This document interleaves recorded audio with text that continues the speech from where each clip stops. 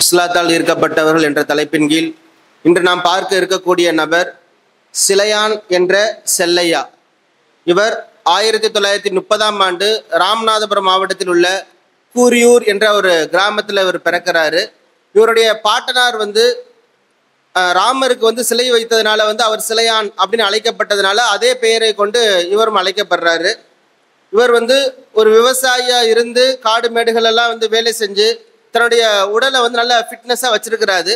அதை பார்த்து ஒரு முஸ்லீம் நண்பர் என்ன சொல்றாரு அப்படின்னா, உன்னுடைய உடல் அமைப்பு எல்லாமே நல்லா ஃபிட்னஸாக இருக்குது, நீ ஒரு போலீஸ் துறையில் நீ என்ன செய்யலாம், நீ பணி செய்யலாமே அப்படின்னு சொல்லக்கூடிய நேரத்தில் அவர் முழு குறிக்கோளாக இருந்து என்ன செய்றாரு, அந்த போலீஸ் பணியில் தேர்வு எழுதி ஒரு போலீஸாக என்ன செய்றாரு, பணியில் சேர்றாரு. அப்போ இவர் அந்த போலீஸ் பணியில் இருக்கக்கூடிய நேரத்தில் பணியில் ரொம்ப கரெக்டாக ரொம்ப நேர்மையாகவும் கண்டிப்புடனும் நடந்து என்ன செய்றாரு, தன்னுடைய பணியை சரியாக செஞ்சுக்கிட்டு வர்றாரு. இதனால எதிரிகளுக்கு இவரை பார்த்தாலே ஒரு விதமான பயம் இருக்கும். அதே நேரத்தில் இவர் ஒரு புத்தகத்தை வாசிக்கக்கூடிய பழக்கமும் கொண்டிருந்தார். அதிகமாக இவர் என்ன செய்வார் அப்படின்னா, அரிஸ்டாட்டில் அதே மாதிரி பெரியார் இதை போன்ற முக்கியமாக சிந்தனைவாதிகளுடைய புத்தகங்களை அதிகமாக படிக்கக்கூடியவராக இருந்தார். இவர் இவர் பேசிக்காக இவர் எந்த ஜாதியை சேர்ந்தவர் அப்படின்னு சொல்லிச்சுன்னா ஒரு தலித்தினது ஒரு தாழ்ந்த ஜாதியை சார்ந்த ஒரு நபர் இவர். ஆனால் இவருடைய அறிவாற்றலை பார்த்து ஒரு பிராமணர் என்ன சொல்றாரு அப்படின்னா, நீ ஆங்கில மொழியை கற்றுக்கொள், நீ ஆங்கிலத்தை நீ கத்துக்கிட்ட அப்படின்னா நீ அடுத்தடுத்த லெவலுக்கு என்ன செய்யலாம், உன்னுடைய மேல் பணிகளுக்கு நீ போகலாம் அப்படின்னு சொல்லி ஒரு ஆலோசனை சொல்றாரு. அவரும் அதன் அடிப்படையில் என்ன செய்யறாரு அப்படின்னா அந்த ஆங்கில மொழியை கற்றுக்கொள்றாரு. அதே நேரத்தில் இவருடைய ஆக்டிவிட்டி எல்லாமே இவர் இந்த பிராமணருக்கு பிடிச்சி போறதுனால என்ன செய்யறாரு அப்படின்னா, அவர் தாழ்த்தப்பட்ட இனமாக இருந்தாலும் கூட தன்னுடைய மகளை திருமணம் செய்து கொள்ளும்படி அவர் கேட்கிறார். ஆனா அந்த சிலையான் என்பவர் என்ன செஞ்சார், அதை மறுத்துறார். ஏன் அது காரணம் என்ன சொல்றாரு அப்படின்னா, இப்போ ஒன்றும் பிரச்சனை கிடையாது, பிற்காலத்துல இதை காரணம் வச்சு ரெண்டு சமூகத்துக்கு மத்தியில் என்ன செஞ்சிடும், ஒரு பெரிய சண்டை வந்துடும், அதை நான் தவிர்க்கிறேன் அப்படின்றதுக்காக வேண்டி என்ன தடுத்துடுறாரு. வசந்தா அப்படின்ற ஒரு பெண்ணை திருமணம் முடித்து இவருக்கு ஒரு பெண் குழந்தை பிறகுது. பெண் குழந்தை பிறந்த உடனே வழக்கமா எல்லாரும் குடும்பத்துல ஒரு ஃபீலிங்கா இருக்கிற மாதிரி இவர் என்ன செய்யறாரு அப்படின்னா, நமக்கு பெண் குழந்தை வந்துருச்சு, இந்த மாதிரி தேவையில்லாத வம்புகளுக்கு நம்ம போகக்கூடாது, தேவையில்லாத பிரச்சனை நம்ம போகக்கூடாது அப்படின்னு சொல்லிட்டு கொஞ்சம் என்ன செஞ்சாரு அப்படின்னா ஒரு லெவல்ல ரொம்ப சுருக்கிக்கிட்டு என்ன செய்யறாரு, வாழ்றாரு. இந்த போலீஸ் பணியில என்ன செய்யறாரு, தன்னுடைய இது வாழ்றாரு. அதே நேரத்துல உயர்ந்த ஜாதி மக்களால் கீழ் ஜாதி மக்களுக்கு அந்த தாழ்ந்த ஜாதி மக்களுக்கு அந்த நடக்கக்கூடிய அநியாயங்களையும் அந்த அடக்குமுறையும் பார்க்கும் போது இவருக்கு ரொம்பவும் என்ன செய்யுது, ஏதாவது ஒன்று செய்யணும் அப்படின்னு நினைக்கிறாரு. ஆனா அதை தாண்டி இவர் பணி செய்யக்கூடிய இடத்துலையுமே இவரையும் எப்படி ட்ரீட் பண்ணுவாங்க அப்படின்னா, இவர் அந்த போலீஸ் ஸ்டேஷன் இருக்கக்கூடிய அந்த மண்பானையில இவர் தண்ணி எடுத்து குடிச்சிட்டாரு அப்படின்னா சக அதிகாரிகள் என்ன செய்வாங்க, அந்த மண்பானையை தூக்கி போய் உடச்சு போட்டு வேற புதுசு ஒன்று வாங்கி வைப்பாங்க. இதெல்லாம் பார்க்கறதுக்கு ரொம்ப மன உளைச்சலா என்ன செஞ்சு இருந்துச்சு. அதே நேரத்துல இவர் அந்த அநியாயத்துக்கு எதிராக தீண்டாமைக்கு எதிராக குரல் கொடுக்க எப்பெல்லாம் இவர் ஒரு ஏதாவது ஒரு ரியாக்ஷன் கொடுக்கணும் அப்படின்னு நினைக்கிறாரோ அந்த நேரம் எல்லாமே இவர் என்ன செஞ்சிருவாங்க அப்படின்னா பணியிட டிரான்ஸ்ஃபர் பண்ணி விட்ருவாங்க. இந்த மாதிரி அவர் டிரான்ஸ்ஃபர் ஆனது மட்டுமே 100 தடவை என்ன செஞ்சிருக்காருன்னா இவர் டிரான்ஸ்ஃபர் பண்ணியிருக்கிறாங்க.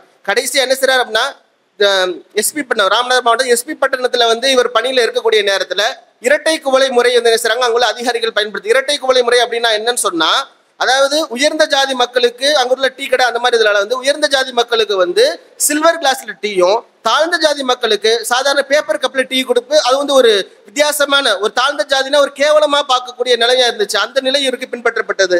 அதனால இது எல்லாத்தையும் பார்த்து ரொம்ப என்ன செஞ்சுட்டாரு, மனசு சங்கடப்பட்டு என்ன செஞ்சுட்டாரு அப்படின்னா விஆர்எஸ்னா இவரே வாலண்டியரா ரிட்டையர்மெண்ட் கேட்டு என்ன செஞ்சுட்டாரு அப்படின்னா திரும்ப தான் செஞ்ச விவசாயத்தின் பக்கமே திரும்ப வந்துடுறாரு. அப்ப இவர் தன்னுடைய நண்பர்களை அழைத்து கொண்டு விவசாயம் செஞ்சு ஒரு சங்கம் உழுதுண்டு வாழ்வோர் சங்கம் அப்படின்ற ஒரு சங்கத்தை ஆரம்பிச்சு அதுல பணியாற்றி செஞ்சுக்கிட்டு வர்றாரு. இந்த போர்டு என்ன செய்யறாரு அப்படின்னா, ராமநாதபுரம் டு கீழக்கரை போற ரோட்ல அந்த போர்டு இருக்குது. ஒரு சமயம் கலைஞர் என்ன செய்யறாரு, அந்த வழியா போகும்போது அந்த போர்டை பாக்குறாரு. அதாவது ஜாதியினுடைய அடையாளம் இல்லாம உழைப்பின் அடையாளத்தை கொண்டு ஒரு போர்டு வைக்கப்பட்டிருக்குதா அப்படின்றத பார்த்து ஆச்சரியப்பட்டு என்ன செய்யறாரு அப்படின்னா அந்த சங்கத்தினுடைய உறுப்பினர்களை அழைத்து என்ன செய்யறாரு அந்த கலைஞர் அவருக்கு பாராட்டு சொல்றாரு. அதே நேரத்துல இவர் அந்த ராமநாதபுரம் மாவட்டத்தில் இருக்கக்கூடிய நேரத்துல அந்த ராமநாதபுரத்துல உயர் ஜாதி மக்களுக்கும் தாழ்ந்த மக்களுக்கும் ஒரு கலவரம் ஏற்படுது. அந்த கலவரத்துல என்ன செய்யப்படுது அப்படின்னா தாழ்ந்த ஜாதி மக்களுடைய 20 கிராமங்கள் என்ன செய்யப்படுது அப்படின்னா தீக்கு இரையாக்கப்பட்டு அழிக்கப்படுது. அங்குள்ள மக்கள் தாழ்ந்த ஜாதி மக்கள் அவங்களுக்கு உண்பதற்கும் இருக்கிறதுக்கு எந்த ஒரு இடமும் இல்லாம ரொம்ப சிரமப்பட்டு என்ன செய்றாங்க இருக்கிறாங்க. அப்ப அந்த நேரத்துல சீஃப் மினிஸ்டரா இருந்தவர் யார் அப்படின்னு சொல்லிச்சுன்னா எம்ஜிஆர். அவங்க தான் அந்த முதலமைச்சராக இருக்கிறாங்க. இந்த செய்தியை அவர் முதலமைச்சருக்கு எப்படி கொண்டு செல்லப்படுது அப்படின்னா, ஏன்னா மேல்மட்டத்தில் இருக்கும் எல்லாமே மேல் ஜாதி மக்கள் என்பதால தலித் மக்கள் தான் இந்த பிரச்சனைக்கு முழு காரணம். இவங்க தான் என்ன செஞ்சாங்க, பிரச்சனையை உருவாக்குனாங்க, இந்த கலவரத்தை உண்டு பண்ணாங்க. அப்படின்ற மாதிரி சித்தரிக்கப்பட்டு அவருடைய காதுக்கு செல்லப்படுது. இந்த பிரச்சனை வந்து ரொம்ப இஷ்யூ ஆனதுக்கு பிறகு முதலமைச்சர் பேச்சுவார்த்தைக்கு அழைக்கிறாரு. அதுல அப்புறம் இந்த சிலையான் என்ன செய்றாரு, வர்றார். வரக்கூடிய நேரத்தில் அவர் முதலமைச்சர் என்ன சொல்றாரு அப்படின்னா, நிறைய பேர் வர்றாங்க, அது ஒரு கட்சிக்காரரும் வர்றாங்க.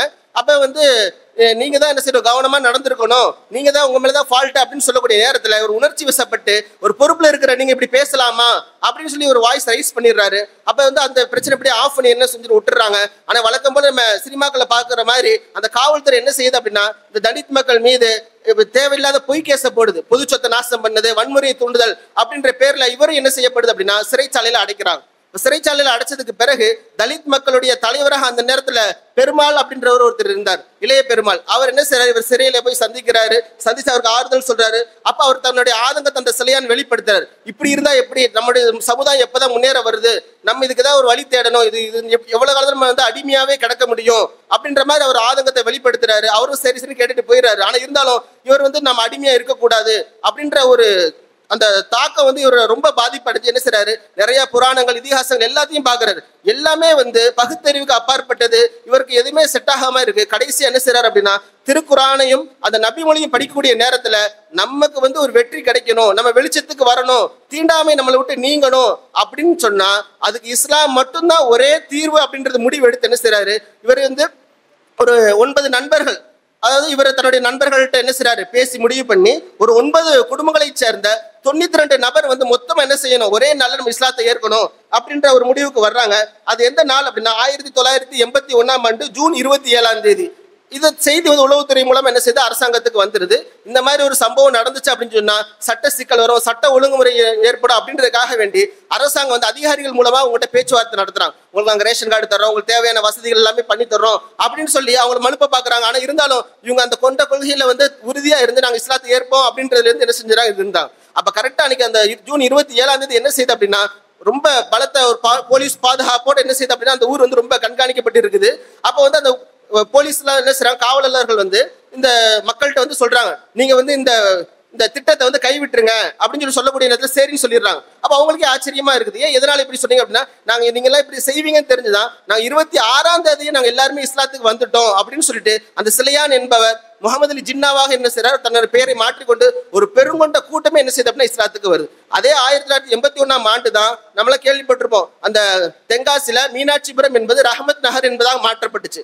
அதே ஒரே வருடத்துல இந்த மாதிரி சம்பவம் நடந்ததுனால இது இந்தியா அளவுல பெரிய ஒரு பாதிப்பை ஏற்பட்டு ஒரு திருப்பு முனையா இருந்து அந்த நேரத்துல இந்திரா காந்தி அவங்க பிரைம் மினிஸ்டரா இருக்கிறாங்க. அவங்க என்ன செய்யறாங்க, தன்னுடைய அமைச்சரவையில வந்து தலித்தாக இருந்த ஒரு அமைச்சர் என்ன செய்றாரு அப்படின்னா பேச்சுவார்த்தைக்கு அனுப்பிச்சு திரும்ப இவர் வந்து மதமாற்றத்துக்கு சொல்ல இவ்வளவு இஷ்யூஸ் இருக்குது, இவ்வளவு பிரச்சனை இருக்குது அப்படின்றதுக்காண்டி சொல்றாங்க.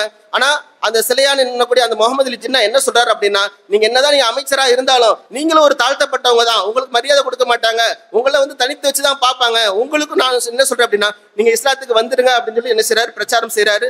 அதுக்கு பிறகு அடுத்தடுத்து நிறைய பிரச்சாரங்கள் இவர் மேற்கொண்டு செஞ்சுக்கிட்டு இருக்கிறாரு. இவ்வாறு செய்யக்கூடிய நேரத்தில் என்ன செய்றாரு அப்படின்னா, இந்த இந்துத்துவவாதிகள் இவர் இப்படியே விட்டா சரிப்பட்டு வராது, இவர் ஏதாவது ஒரு முடிவு கொண்டு வரணும் அப்படின்னு சொல்லி இவருக்கு கொலை மிரட்டல் எல்லாமே விட்டு பாக்குறாங்க. அவர் எதுக்குமே அவர் மசைற மாதிரி தெரியல. கடைசி 1995 என்ன செய்றாங்க அப்படின்னா, மார்ச் மாதத்துல அந்த மத மாற்றம் எதிர்ப்பு மாநாடு அப்படின்னு சொல்லி ஒரு மாநாடு என்ன செய்யப்படுது அப்படின்னா இந்துத்துவவாதிகளால் வந்து ஏற்படுத்தப்படுது. அந்த மாநாட்டுல பகிரங்கமாகவே என்ன பேசுறாங்க அப்படின்னா, அவரை நம்ம என்ன செய்யணும், போட்டு தள்ளிடணும், கொலை செய்யணும் அப்படின்னு சொல்லி பேசுறாங்க. 1995 மார்ச் மாதம் அப்படி பேசுறாங்க. ஏப்ரல் மாதம் 20 அவர் இஷா தொழுகை முடித்து விட்டு வீட்டுக்கு வரக்கூடிய நேரத்தில் என்ன செய்றாங்க அப்படின்னா, ஒரு கும்பல் என்ன செய்யுது அப்படின்னா அவரை வந்து சரமாரியா என்ன செய்றாங்க, வெட்டி கொண்டுடுறாங்க. இவருடைய வாழ்க்கையில நம்ம படிக்கிறது என்ன செய்யணும்னா, நாமளும் என்ன செய்யணும் அப்படின்னா நமக்கு கொடுக்கப்பட்ட அந்த மார்க்கத்தை வந்து நம்ம பற்றோடு என்ன செய்யணும், இதுல இருந்து கடைசியில ஒரு முஸ்லீமாக மரணிக்கக்கூடிய பாக்கியத்தை அல்லாஹ் தஆலா நம்ம அனைவருக்கும் தௌஃபீக் செய்வானாக. வாஹிர் தவான் அல்ஹம்துலில்லாஹி ரப்பில் ஆலமீன். அஸ்ஸலாமு அலைக்கும் வரஹ்மத்துல்லாஹி தஆலா வபரகாத்துஹு.